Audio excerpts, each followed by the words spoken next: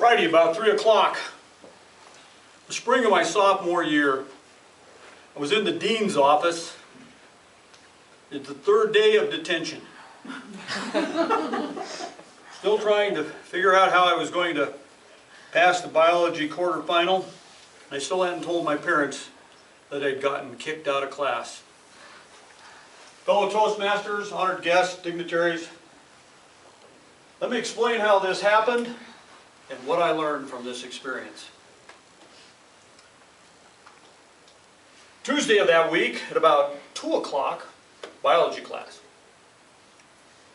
It was that special day, those of us that are old enough to remember biology class and the day that we dissected a frog. A momentous day, probably something that you couldn't do today in school because the SPCE, which is the Society for the Prevention of Cruelty to Everything, wouldn't let you dissect a frog in class. Let's pretend that we're going to go through this process together. Back then, schools were poor just like they are today. Our biology teacher had asked us to bring an apron that day. This is the only thing my mother had. We needed to put our apron on to make sure that we didn't get frog slime on our good clothes. We prepared ourselves for the next step in the process, which was to get the frog out of the jar of formaldehyde. This is a jar of formaldehyde. Had to get the frog out. Lay the little critter down on the table. Then our biology teacher, Mr. Eaton, who looked a lot like Don Knotts, a skinny little guy that spoke with a high squeaky voice, said, "Okay, class, the next part of this procedure is for us to open the frog up. You have to make a cut this way, and one this way." Again, they would allow us to have a scalpel in school back in those days. We all inserted the scalpel into the frog and stuff flew out and got on our apron. We opened the frog up, started to poke around in the internal organs, and that's when I had a thought. I have made the mistake of saying it out loud.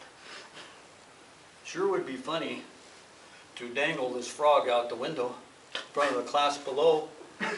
We were in the second floor. And Tom next to me said, "I dare ya."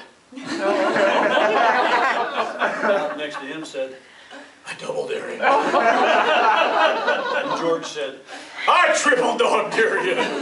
And you know from the Christmas Story that nobody can turn down a triple dog dare.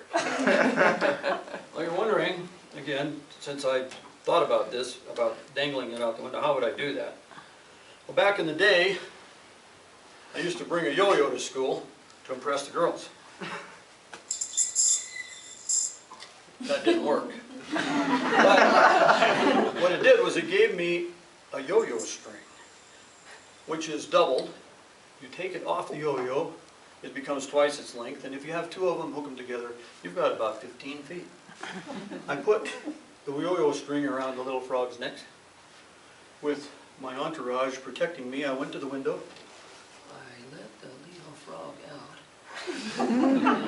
Swung it around in front of the class below with its guts hanging out, thinking that this was really funny. I drew it back up, went back to the lab table without Mr. Eaton seeing what had happened. Now, I had no idea that what kind of pandemonium I had caused down there, but I was soon to find out. Because there was a knock on the door. Mr. Eaton went to see who it was. Door flew open, went out into the hall, And then there arose such a clatter, we all turned our heads to see what was the matter. It was Mrs. Rollins from the English class down below, explaining to Mr. Eaton in no uncertain terms that someone had absolutely disrupted her class and made 2 people throw up. Mr. Eaton came back in with sweat coming out of his head, red in the face. And he said, "Who's the genius that hung the frog out the window?" There's this pause, this silence. The whole class went, "He did it." Mr. Eaton yelled to me, "Urban, get your butt down to the dean's office. You're suspended for the rest of the week." Down to the dean's office I went. Back, there I was in my chair. It's Friday afternoon.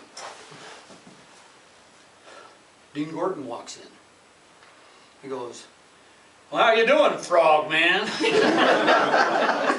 "Mr. Eaton wants to see you up in his classroom." Went back up to the classroom, hat in hand, sat in front of the desk. Mr. Eaton goes, "That was the funniest thing I've ever heard of anybody. But I had to do that to you to keep demeanor in my class. I'm going to let you take the quarterfinal." I took the quarterfinal because I had 3 days to study for it. I got a 93. That was the cutoff for an A. And here's what I learned. When somebody triple dog dares you, it's best to have the guts to say no.